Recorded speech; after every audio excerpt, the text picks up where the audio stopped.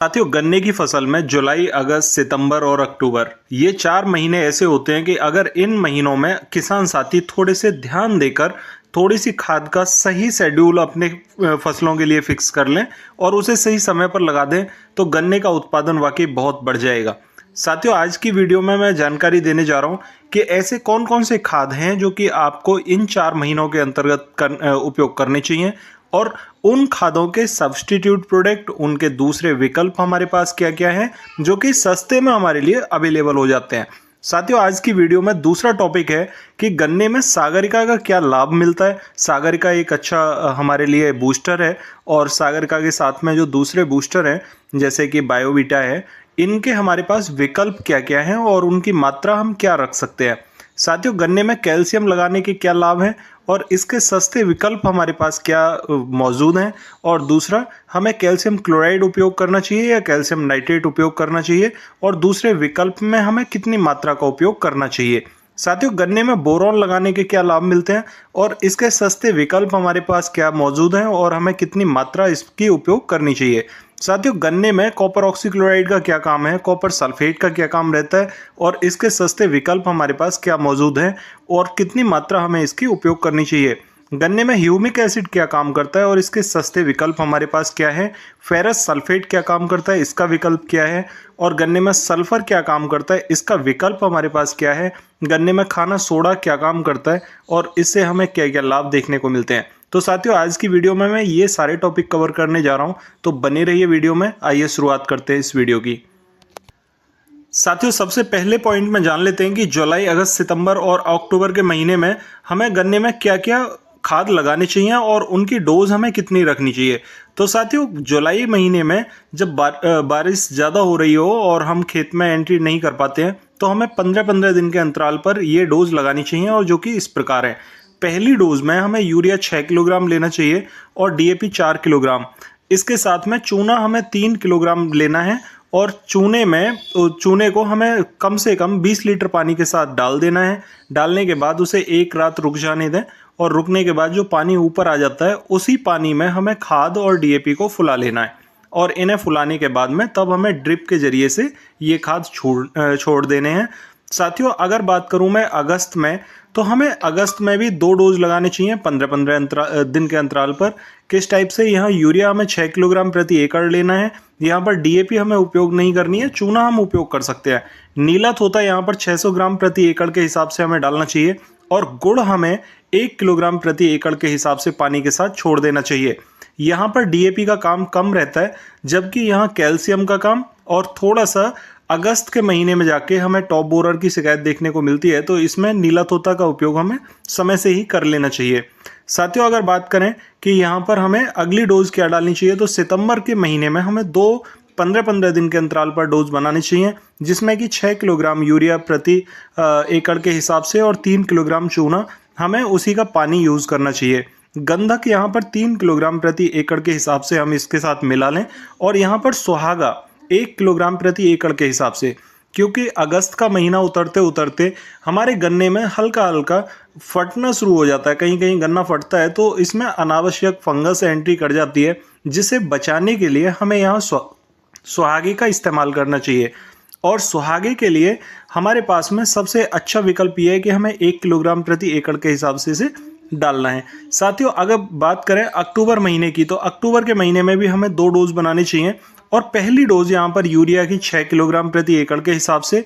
यहाँ पर 2.5 किलोग्राम सरसों की खल हमें घोल बना के प्रति एकड़ के हिसाब से उपयोग करनी चाहिए और जिंक सल्फेट 3 किलोग्राम प्रति एकड़ के हिसाब से हमें यहाँ पर उपयोग करना चाहिए। इसका कारण क्या है कि अगर अक्टूबर के महीने में हम यूरिया के साथ में दूसरे खाद डालते रहते हैं तो उनका ज़्यादा लाभ नहीं मिलता, लेकिन सरसों की खली और जिंक सल्फेट हमारे जो पौधे की पत्तियां हैं उन्हें हरा भरा बनाए रखती है और पौधे को ज़बरदस्त ग्रोथ मिलती रहती है। तो आखिरी मोमेंट तक ग्रोथ मिलने के कारण गन्ने का वजन ज़बरदस्त रहता है। का क्या है और सागरिका से हमें क्या लाभ मिलते हैं और इसके सस्ते विकल्प हमारे पास क्या हैं। साथियों, सागरिका व बायोवीटा दोनों ही बहुत ज़बरदस्त माइक्रो न्यूट्रिएंट हैं जो कि पौधे की ग्रोथ के लिए बहुत लाभदायक है। साथ ही ये फुटाव भी लेकर आते हैं। साथियों इनके विकल्प में हम सरसों की खली का उपयोग कर सकते हैं, जो कि इनके लेवल का हमारे पास में माइक्रोन्यूट्रिएंट है, और इसके लिए हमें लगभग 10 किलोग्राम प्रति एकड़ के हिसाब से पाउडर बना के खाद के साथ उपयोग करना चाहिए। या फिर अगर हम इसे पानी के साथ ड्रिप से छोड़ना चाहते हैं तो हमें 2.5 किलोग्राम प्रति एकड़ के हिसाब से पानी के साथ में इसका उपयोग करना चाहिए। साथियों अगर बात करें कि गन्ने या धान के लिए कैल्शियम के क्या लाभ हैं और कैल्शियम क्लोराइड या कैल्शियम नाइट्रेट में कौन सा उपयोग करना चाहिए और इसके सस्ते विकल्प हमारे पास क्या हैं। साथियों कैल्शियम पौधे के तने को मजबूत करने का काम करता है, वह पौधे की मजबूती के लिए जरूरी तत्वों की पूर्ति भी करता है। तो कैल्शियम नाइट्रेट की कीमत लगभग 100% ओरिजिनल होने की कोई गारंटी तो होती नहीं है। तो साथियों इसमें एक विकट समस्या यही होती है कि ना तो हम श्योर होते हैं कि कैल्शियम नाइट्रेट हमें कितना अच्छा रिजल्ट देगा, लेकिन कैल्शियम क्लोराइड एक तो सस्ता पड़ जाता है क्योंकि लगभग 500 ग्राम प्रति बीघा के हिसाब से यानी 3 किलोग्राम प्रति एकड़ के हिसाब से लग जाता है और इसके रिजल्ट अच्छे हैं। तो ये समथिंग 300 रुपये का पड़ जाता है, वहाँ हम समथिंग 1000 से 1200 रुपये पे करते हैं 1 एकड़ ज़मीन के लिए। तो क्लोराइड तो कैल्शियम नाइट्रेट से सस्ता पड़ जाता है, लेकिन क्लोराइड से भी सस्ता हमारे पास विकल्प पड़ता है चूने का। चूना हमें 3 किलोग्राम ले लेना चाहिए और उसे पानी के साथ में फुला के एक रात उसे पड़ा रहने दें। पड़ा रहने के बाद में जितना भी 10 से 15 लीटर पानी हो उसे ड्रिप के सहारे हम छोड़ सकते हैं, उससे हमें ज़्यादा अच्छे रिजल्ट मिल जाते हैं। और इसका उपयोग हम गन्ने में और धान में दोनों फसलों में कर सकते हैं, इसके ज़्यादा अच्छे रिजल्ट देखने को मिलते हैं। साथियों धान में हमें यहाँ पर 24 से 25 दिन वाली डोज में इसका उपयोग कर लेना चाहिए, बहुत अच्छे रिजल्ट आते हैं। साथियों गन्ना या धान में बोरॉन के क्या लाभ होते हैं और इसके सस्ते विकल्प क्या हैं। साथियों गन्ने में बोरॉन हमारे गन्ने को फटने से रोकने का काम करता है और जो भी फंगस हमारे खेत में ज़्यादा हो रही होती है उसे रोकता है गन्ने में एंट्री करने से। और साथियों अगर बात करें धान में, तो धान में भी जितना भी धान फट के उसमें से जितने कंडुआ रोग बनते हैं, कंडुआ रोग की जो शुरुआत होती है वो धान के फटने से होती है। धान में दूध बनता है और जैसे ही धान फटता है वो दूध बाहर निकल के कंडुआ रोग की शुरुआत कर देता है। इसलिए बोरॉन का उपयोग हमारे धान के लिए बहुत ज़रूरी है। और साथियों बोरॉन हमारे खेत में धान हो या गन्ना कोई भी फसल है उसके पाचन तंत्र को मजबूत करने का काम करता है, इसलिए हमें इसका उपयोग करना चाहिए। तो साथियों यहाँ पर धान में या गन्ने में हम बोरॉन की जगह सुहागे का इस्तेमाल कर सकते हैं। अगर उपयोग हम इसका स्प्रे के माध्यम से कर रहे हैं तो 2 ग्राम प्रति लीटर के हिसाब से स्प्रे लगा दें सुहागे की, या 400 ग्राम टोटल हमें डोज लगानी है। और अगर हम इसका बुरकाव कर रहे हैं खाद के साथ में तो हम यहाँ पर 1 किलोग्राम प्रति एकड़ के हिसाब से डाल दें, या ड्रिप से अगर चला रहे हैं तो 1 किलोग्राम इसका उपयोग कर सकते हैं। सुहागा हमारे लिए बहुत सस्ता पड़ता है। साथियों अगर बात करें कि गन्ना या धान में कॉपर ऑक्सीक्लोराइड या कॉपर सल्फेट के क्या काम है, वे इनके सस्ते विकल्प क्या होते हैं।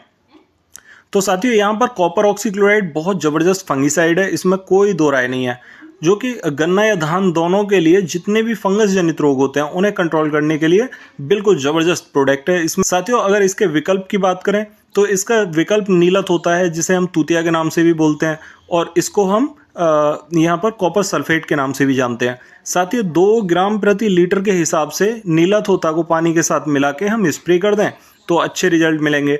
ड्रिप के साथ अगर छोड़ रहे हैं तो हमें 600 ग्राम प्रति एकड़ के हिसाब से ड्रिप के साथ छोड़ना होगा। अगर खाद के साथ लगा रहे हैं तो हमें यहाँ पर 1200 ग्राम प्रति एकड़ के हिसाब से उपयोग करना होगा, चाहे गन्ने में उपयोग कर रहे हैं चाहे धान में उपयोग कर रहे हैं।